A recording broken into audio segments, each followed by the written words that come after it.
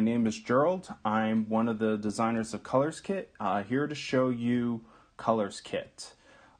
This software was developed to help teach those with disabilities. And it's a very robust tool. There's a lot of ground to cover, so let's go ahead and get started. As you can see here, I'm just on my list of students. I am going to be using John Smith down here at the bottom. So let's tap and go to assessment.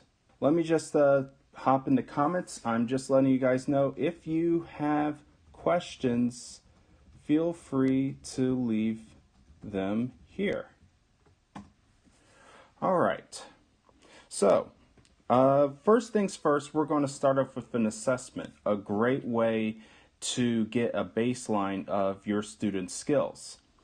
I'm going to go tap the plus button in the bottom right corner, and right here I have my custom curriculum and my soft skills to pay the bills curriculum, both of which I can hear, and both of which I can use to create my own custom curriculum.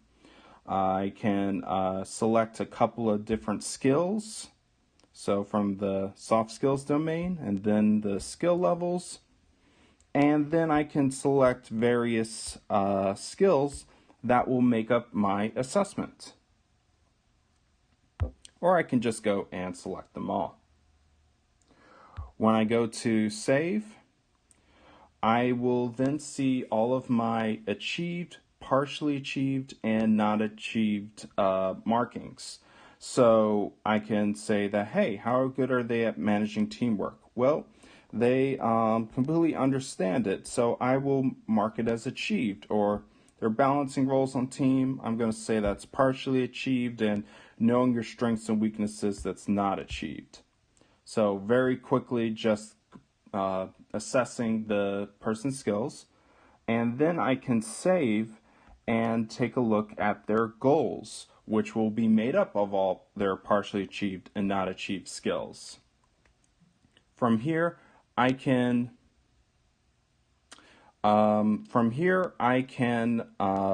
start setting up a program. So let's say I wanted to set up a program for knowing your strengths and weaknesses. I can press the Setup Program button, and I can tap the plus button in the bottom right corner and go ahead and start creating that program. Now, many of these programs that are built into ColorsKit come with their own preset steps and content.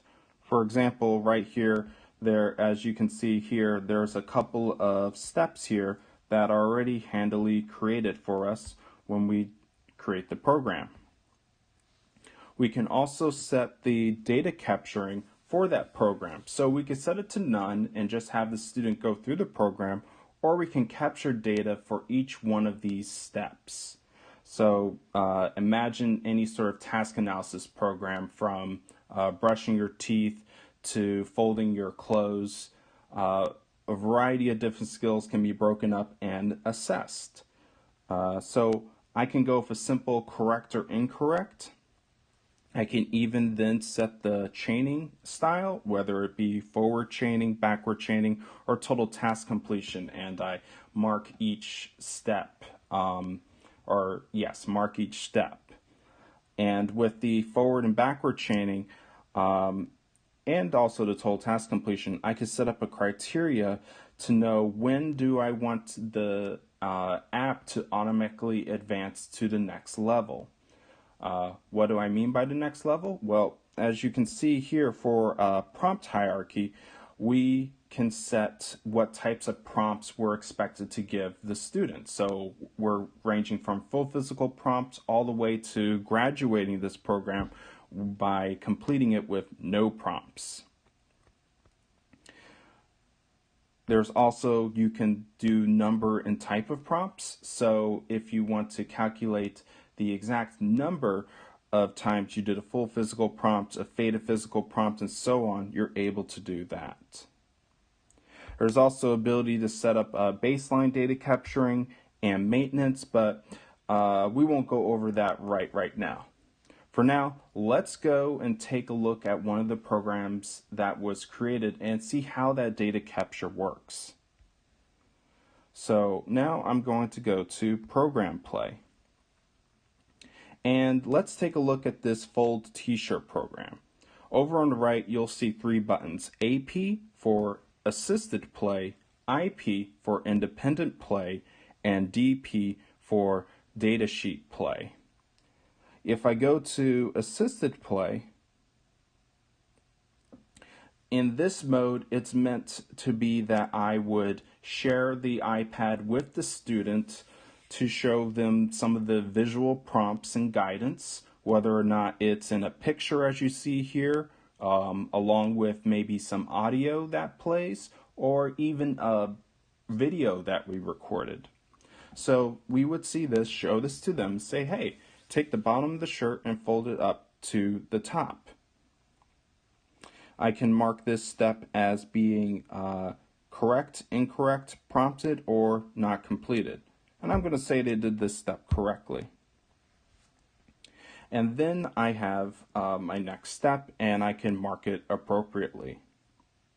Additionally, if I open up the menu on the left here, I'll see a list of all the steps, and I can tap the note icon next to it to take a variety of notes that I can view later about how the student performed on each one of those steps. Now going back, if I go to IP, it will look the same, but there will just be no data capture. This mode is meant for the student when they take the tablet or smartphone and go and use the program themselves, or maybe even the parents use the program. And then there's datasheet play. So if you do not want to use the visuals and you just care about capturing that raw data, datasheet play is what you want. So if I open that up, I'll see a list of all the steps, and I can just go right ahead and start marking them. Correct, incorrect, correct, incorrect, prompted, and I can still add my handy notes.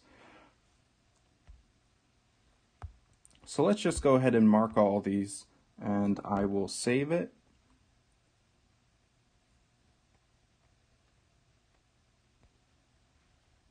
Great. So that's a pretty short summary of what it looks like for recording data on task analysis programs and the like. Let's take a look at behavior data recording. So I'm going to open up this menu, and I'm going to go straight to behavior play and explain the different types of behaviors you're able to do data recording for. The first one is a named time period. So let's say, as you see right here, we have a schedule broken up of our school day: first period, second period, lunch, so on and so forth. And let's say the behavior that we're trying to look for is the student being respectful to the teacher during this time period? If they were, then we'd say yes, they were being respectful during first period. Maybe second period, they were not. And maybe for third period, we weren't around to observe, so we'll mark that as not available. The next is the manual time period. So let's say you have you're looking for a behavior that isn't predetermined on a predetermined schedule. So what you want to see is, hey, right now we're having a break. Is my student being quiet during their break? That's what I could name this. So I start the timer, and right now this timer is set to last about a minute, and I can say whether or not they were being quiet during this time period. So I can say yes, they were being quiet. Then we have the interval, in which we set up a time from start to finish at the end of the day, maybe. and broke it up into multiple time periods, in this case into 5-minute intervals. So every 5 minutes I can look and see whether or not a behavior has occurred or not. Then there's latency. So that would be, I say to my student, begin your assignment, and then I start the timer. And then I wait until they get started working on their assignment, and then I press end.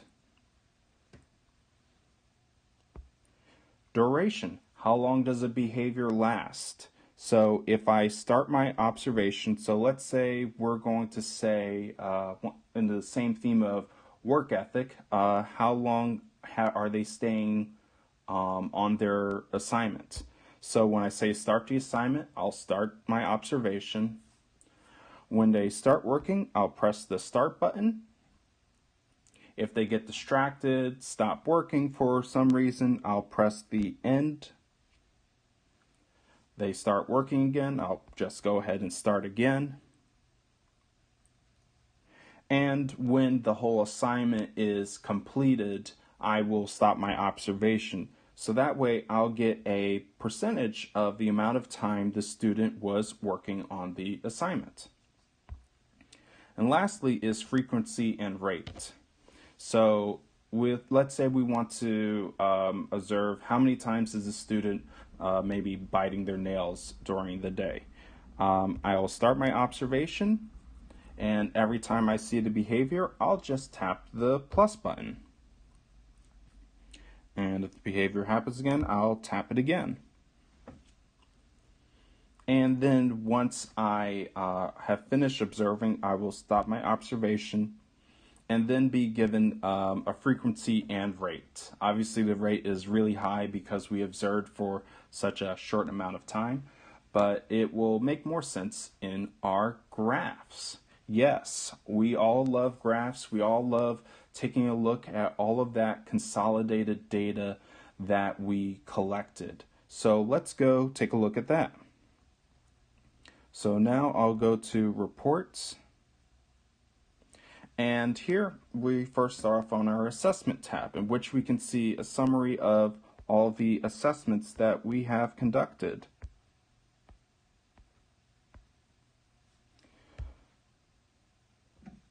There's also session reports, so these are captured when the student is doing the independent play, but let's just jump ahead to the data capture.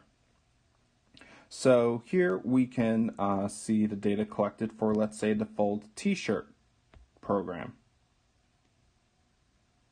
So up at the top, we see what our data capture style is and how we're graduating the student, which would be advanced to the next step after one consecutive session of a score of 100% or greater. So right here we see our previous session on August. They had a session score of 83, and I can see which steps they got correct or incorrect. Session 2, I see more data. Session 3, and even more data. Now, if I go back here and I tap the dots up in the top right, I can view a chart of that detail, of those details. So I can see how the student is progressing and how close they are to reaching that graduation criteria. And then there are the behavior reports. So similar to the data capture reports, I can drill in and get more detail by tapping the report for the individual behavior of that day. If I want to view more details and overall look at all the behaviors, I can just go to my chart here. And this lists all the behaviors that I have assigned to my student. And let's check the frequency and rate behavior. Not that one. I unassigned it. Let's do the manual time period. So right here, we get to see a percentage of intervals behavior occurs. And I can even then take a look at the number of observed intervals to make sure that is this data being tracked consistently. There's also duration. So I get a look at the average duration of this behavior, the percentage of time the student was doing the behavior. So in this case, today it was 63%. Observation count, observation time, so on and so forth. A lot of really great details automatically plugged away for you into these charts and graphs. So that pretty much summarizes what you can do in ColorsKit. It's just a small sliver of the amount of detail and depth that is in here. We can assess students either using customized skills that we create so we have our own curriculum or a pre-built in curriculum. We can then go and create programs that will help us analyze and break down these skills into steps. Then we can play those programs and collect our data. Also create behaviors and collect data on them. And view all of that data we collected in reports. So really thankful and glad that everyone here could make it. Thank you so much.